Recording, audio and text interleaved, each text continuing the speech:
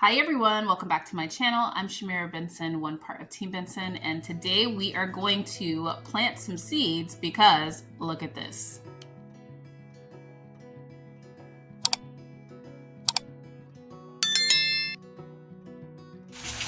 Okay, so the plan was to do a video on planting all those brassicas that we have there, but this is the current state, guys.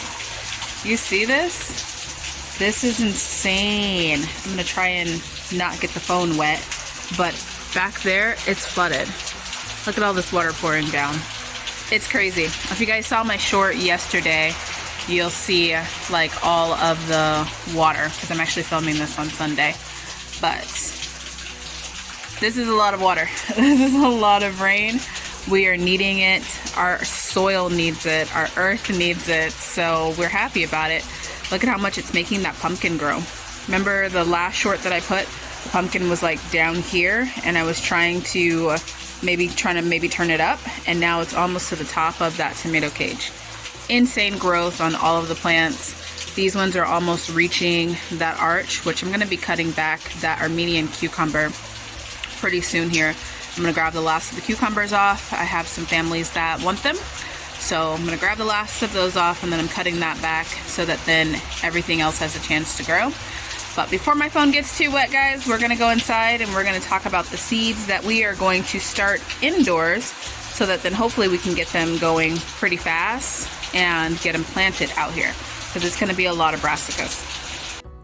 All right, guys, so since it's raining cats and dogs outside, we're not gonna be planting outside, but we are going to start seeds indoors.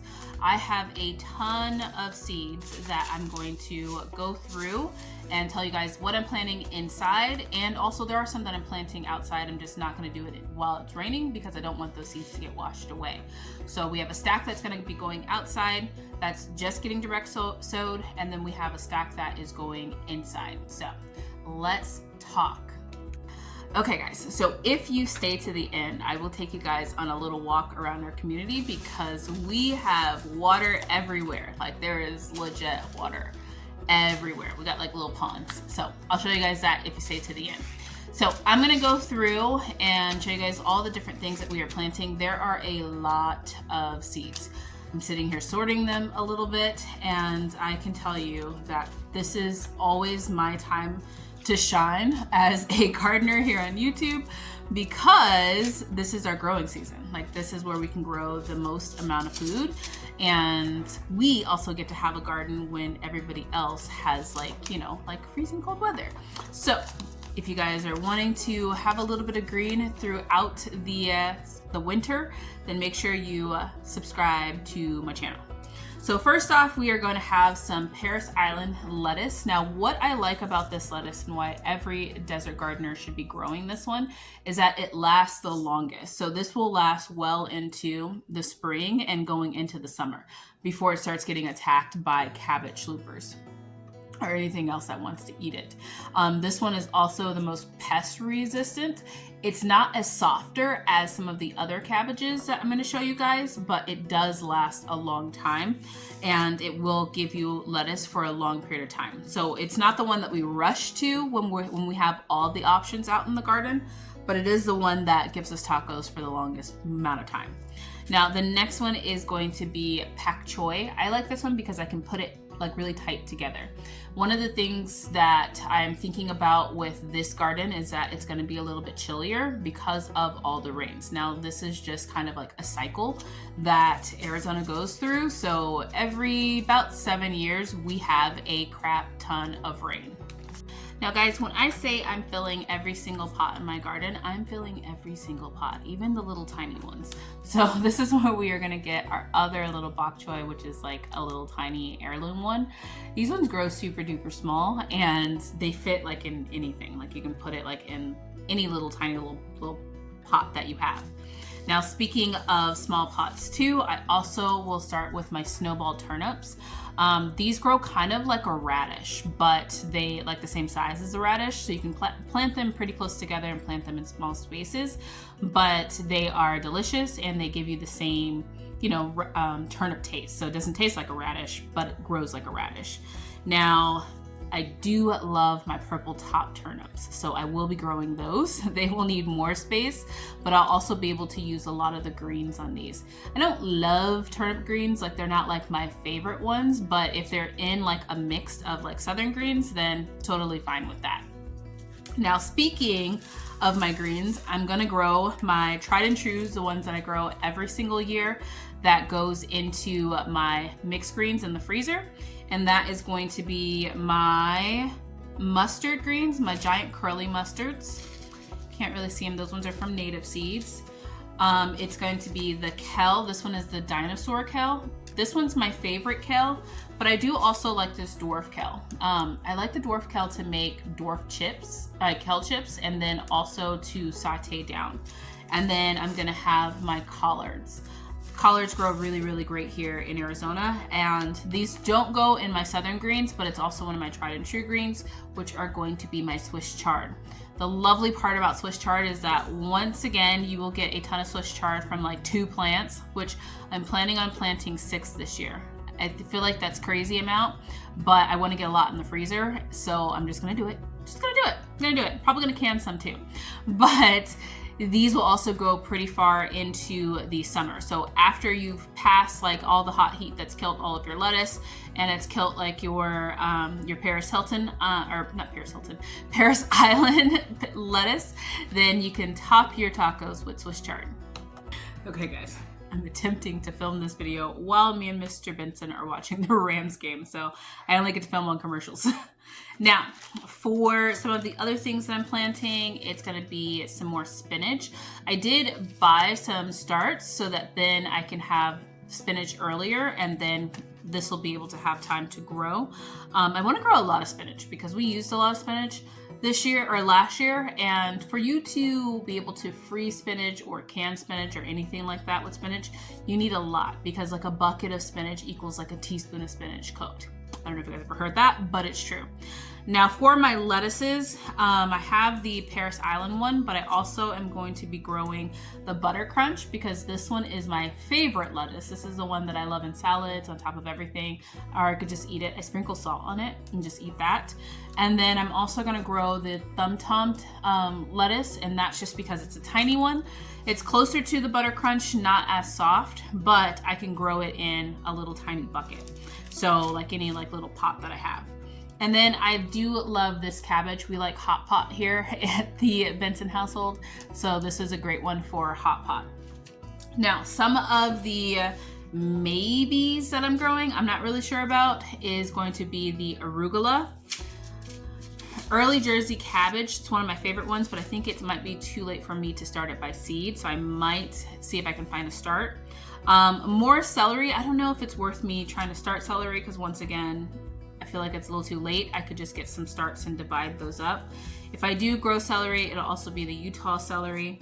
Leeks, I struggle with leeks every single year, so I don't know if I want to deal with it. And then the same thing with fennel. I struggle with fennel every year, so I don't know if I want to deal with it. Now, some seeds that I am going to be planting for sure, medicinal wise, I'm going to start some lemon balm because I always have lemon balm, and I don't think my lemon balm's coming back this year. It looks a little sus. And then some echinacea too. I'm going to try and grow echinacea this year.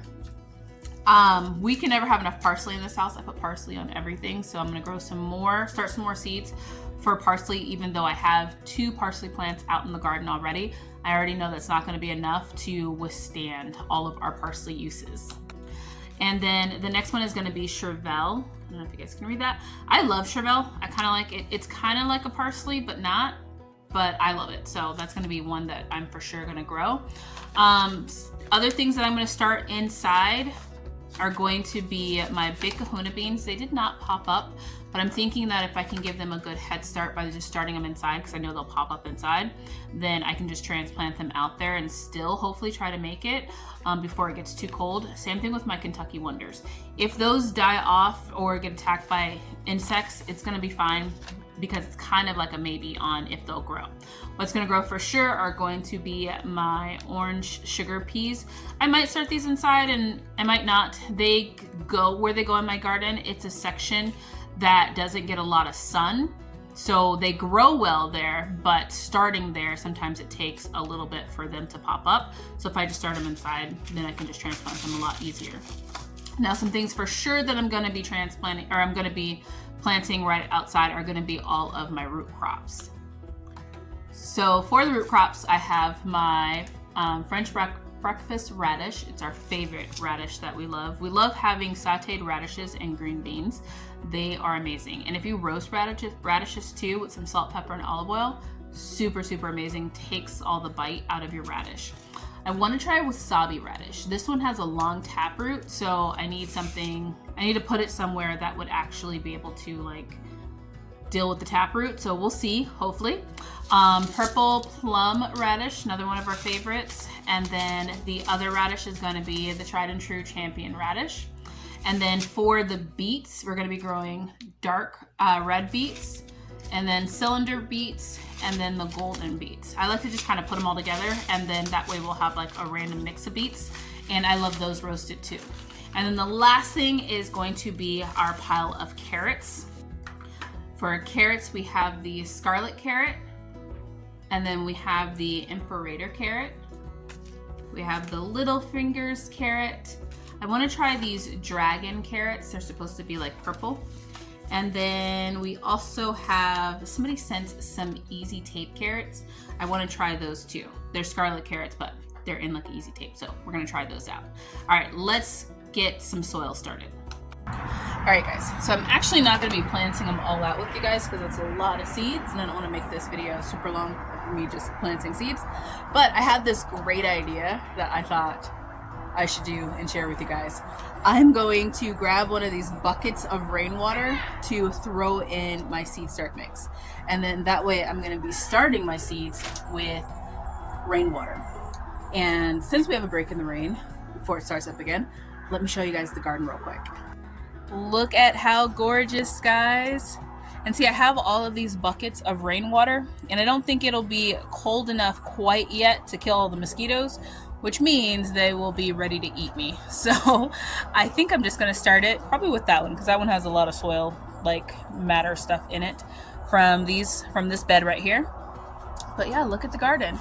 It looks beautiful. This pumpkin looks amazing. I cannot wait till it starts getting little pumpkins. Hopefully that happens sooner than later. And that's the garden. Oh, look, we even have some bees out on the wet flowers. But we had a lot of rain, and it really did just like, you can see it starting to soak in now, but all of it, like it lowered my soil. That's how much rain we got. It's crazy. So yeah, that's it. I'm gonna go and rehydrate some of that soil and get those things planted.